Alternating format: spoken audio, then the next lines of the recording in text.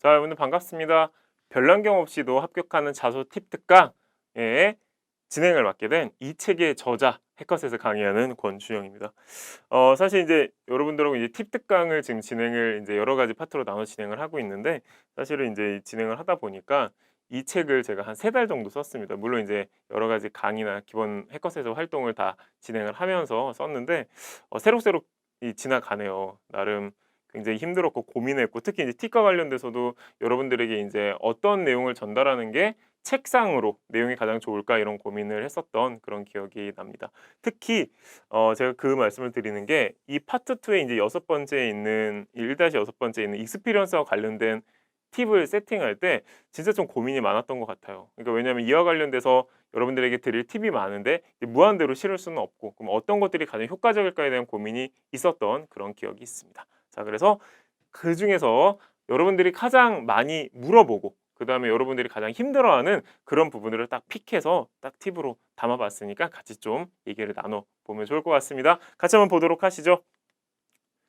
자, 여러분들 이 팁 3번째, 우리 팁 3번의 핵심은 보시다시피 익스피리언스입니다. 익스피리언스는 우리 한국말로 하면 뭐죠? 경험입니다. 그죠?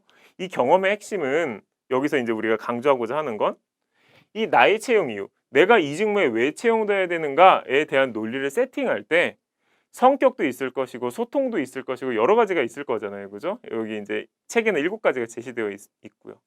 그중에서 나의 메인 경험을 통한, 나의 1순위 경험을 통해 야, 그래도 이 직무에서는 이런 것부터 해야 되겠구나. 이 직무의 본질은 이거구나.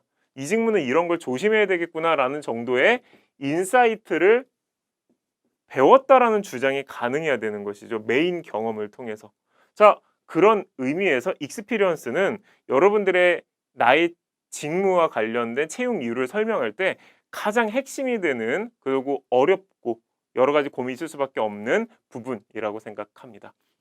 그래서 이제 책에서도 굉장히 상세하게 여러분들에게 뭔가 키워드를 던지고 그에 대한 이해를 시키고자 많은 노력을 하고 있죠.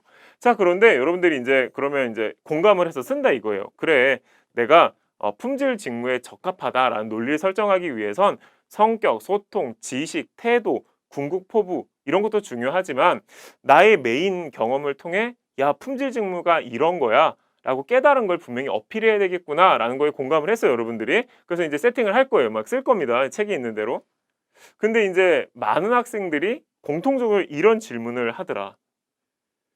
주요 경험.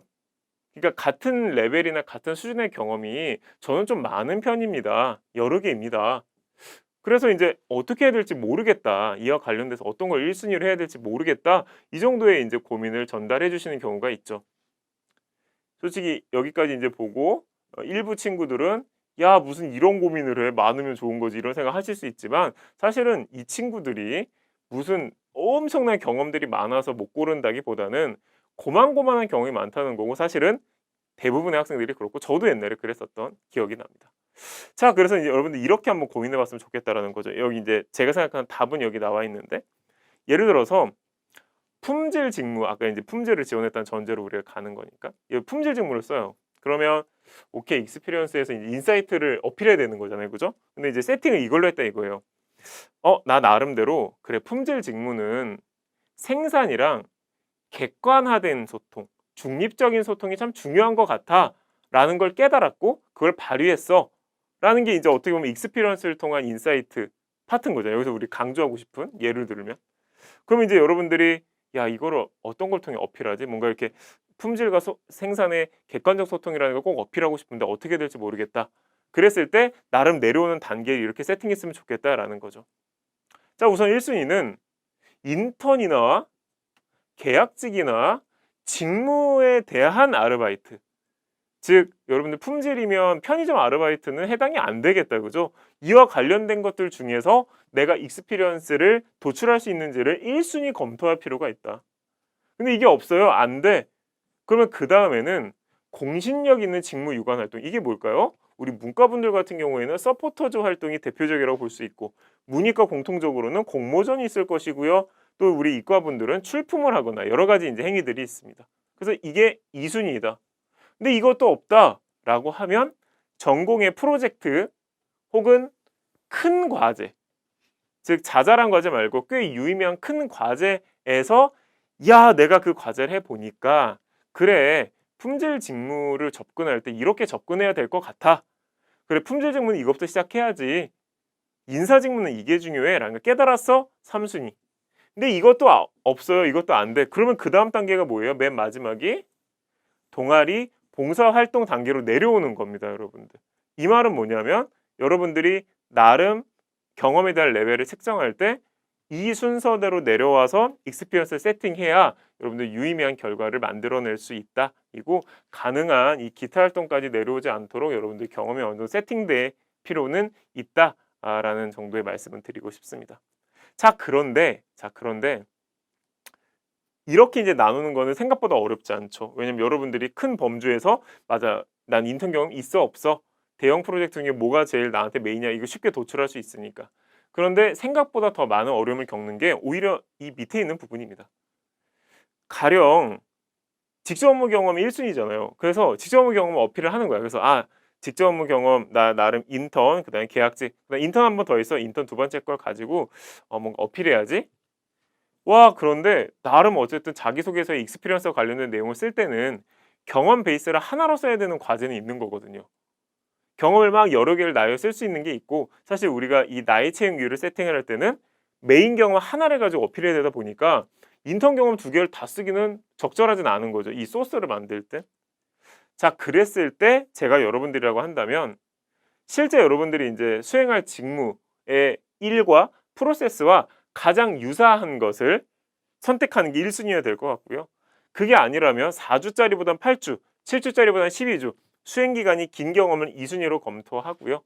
이것까지도 비슷하다, 도저히 어렵다라고 하면 그나마 최신 경험을 픽해서 이 익스피리언스를 빨리 세팅할 필요가 있다라는 생각이 듭니다.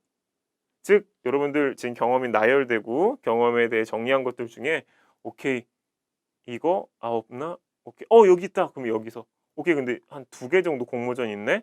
제일 각 유사한 경험 거의 비슷해. 월등히 길다. 이건 3달 준비했다. 그러면 이제 그게 픽이 되는 거죠, 여러분들. 지금 저희가 선택하는 과정에 대해서 굉장히 축약해서 설명을 드렸죠. 여러분들 그렇게 선택을 좀 했으면 좋겠습니다. 자, 여러분들 면접이든 자소서든이다. 여러분들 제 책의 특징에 대해서 이제 여러분들 다 읽고 가고 있을 거니까 여러분들 자기소개서와 면접은 통합 준비를 할 필요가 있습니다. 여러분들 분리되는 게 절대 아니기 때문이죠.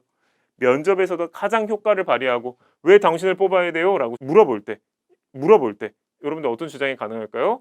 저 나름의 메인 경험을 통해 이 직무의 본질이 이거구나 라는 걸 알고 있기 때문에 제가 뽑혀야 됩니다.